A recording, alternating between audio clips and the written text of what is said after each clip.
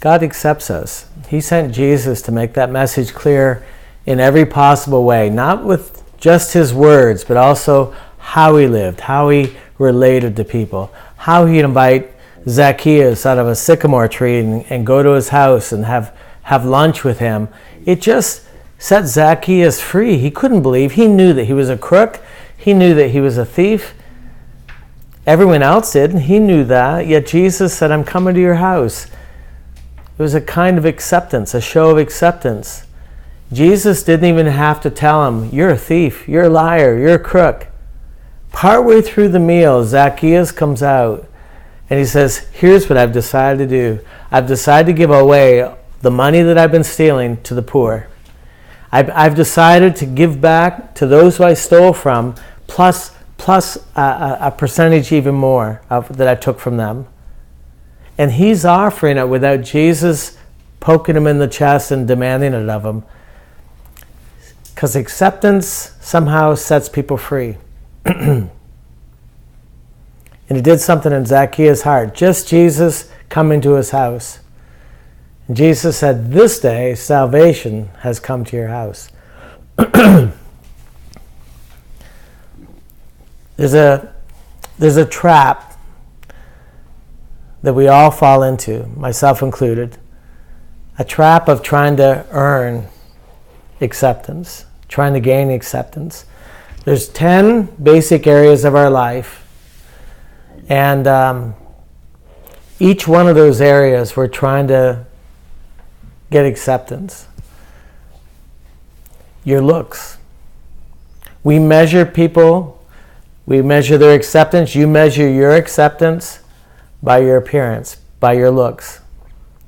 Well, if you don't have the kind of looks that's presented in magazines and television and Hollywood, and how can you ever feel accepted if it's based on your looks? Your intelligence. We put a real premium on degrees and education, how smart you are. Some people may not even be very good looking, but they're super intelligent, and so it kind of throws our scale out of whack. We're not sure quite how to measure them. Yeah, he's a bit of a geek, but he's super smart. Our talents, our skills, our job. It's funny. I'll go to an event or a party, or I'm meeting people. As I'm traveling, and people will say, "What do you do?" And right away, I know I'm being put on the scales. If I say, I'm a street sweeper, the scale bottoms out. If I tell them that I'm a psychologist or a lawyer or a doctor, or told them something like that, it changes the scale. They're measuring you by that one little question, what do you do, is part of the trying to figure out how to weigh you. And when you tell them you're a pastor, they just don't even know what to put you on with that scale. It's very hard for them. Where you're from. I'll tell people as I'm traveling, they'll say, where are you from? And I'll say, I'm from New York. And right away, oh, New York, not the city. Because it's popular now. There's a time when it wasn't popular, and that's part of the craziness of this thing. It shifts. But where you're from, what country you're from, has weight on the scale. Of course, your wealth. And they say, there's a book title that says there's no ugly billionaires. If you got lots of money, it doesn't matter what you look like. Your family, the prestige of your family, the condition of your health, whether you have losses or injuries, all of those things factor into it. Of course, your spiritual heritage, telling people that you're of this particular denomination, for some people, is a stamp of approval. Your basic popularity. So there are 10 basic areas. And we measure people, and we measure ourselves constantly in these 10 basic areas of life. Your background, how much love you've experienced, or how much abuse you've experienced, the negative.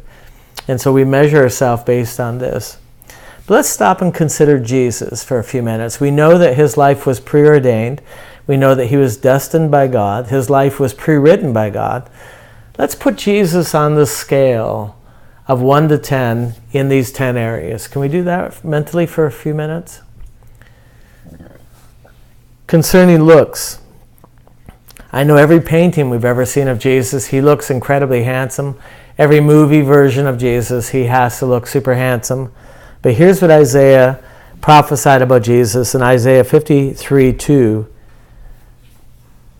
Says he had no form nor comeliness, beauty, that we should see him, or no beauty that we would desire him.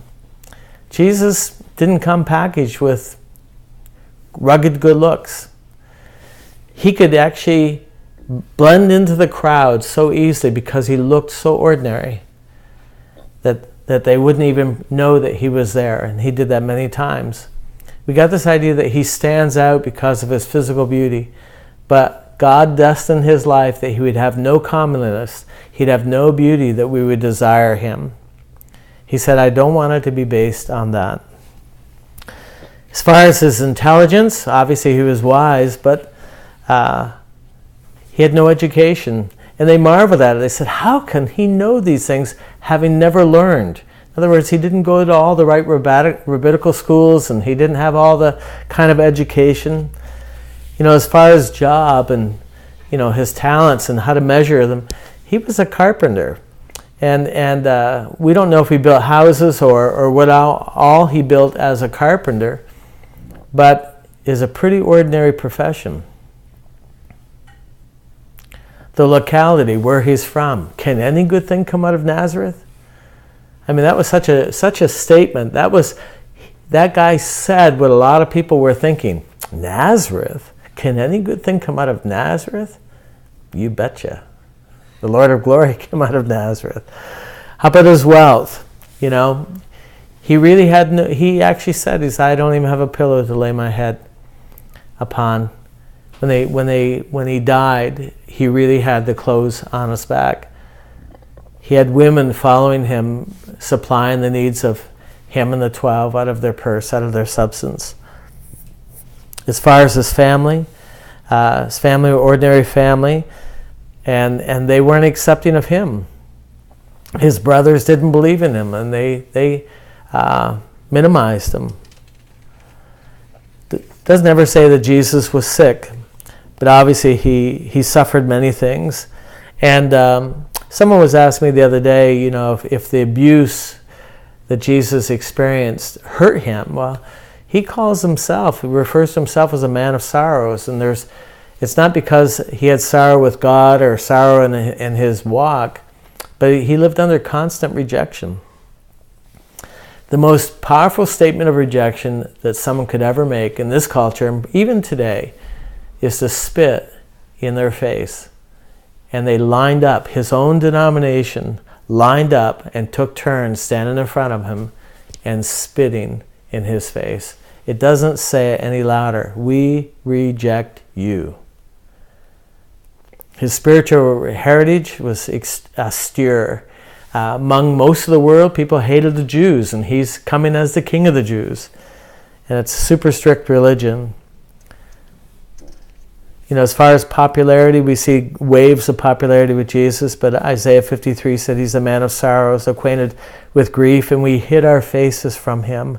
He was despised, and we esteemed him not. So there's a whole part of Jesus' walk and a whole part of his ministry, his life, where he was disesteemed. Talk about love and abuse. Nothing more abusive we can see than what they did to Jesus, how they handled him, how they treated him. Here he had done nothing wrong. He only came and gave. He gave and gave, and they crucified him. Talk about abuse. And he was abused by authority. He was abused by his own people, his own church.